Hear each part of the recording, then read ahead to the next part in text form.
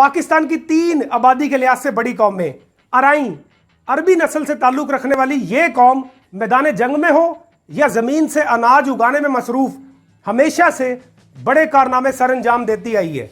पाकिस्तान की आबादी का एक बड़ा हिस्सा अराइयों पर मुश्तमिल है और पाकिस्तान में अराई कौम के बहुत से लोग जिम्मेदारी से ताल्लुक रखते हैं। सिंध के राजा दाहिर की तरफ से मुसलमानों पर जुल्म शुरू हुआ तो मोहम्मद बिन कासिम फतेह सिंध के लिए रवाना हुए और इनके साथ अराई कौम के बहुत से लोग आए। अराई कौम के लोगों का ताल्लुक मुख्तलिफ शोबों से है। एक तरफ तो इल्म अदब, सहाफत और साइंस टेक्नोलॉजी में भी इनके लोगों ने बहुत सारे कारनामे सर अंजाम दिए और दूसरी तरफ ज़राअत में इनका बड़ा रोल है। लेकिन शुरू से तबलीग इस्लाम इनका महबूब मशगला रहा।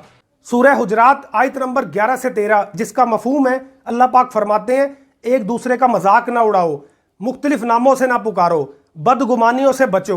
और अल्लाह पाक फरमाते हैं, मैंने तुम्हें एक मर्द एक औरत से पैदा किया और तुम्हें कबीलों में बांटा ताकि तुम्हारी पहचान हो सके, लेकिन तुम में बेहतर वो है जो अल्लाह से डरता है। तो अल्लाह से डरते रहो और अपनी बरादरी और ज़ात पे कभी फ़ख्र ना करो। ज़ात और बरादरी सिर्फ पहचान के लिए है।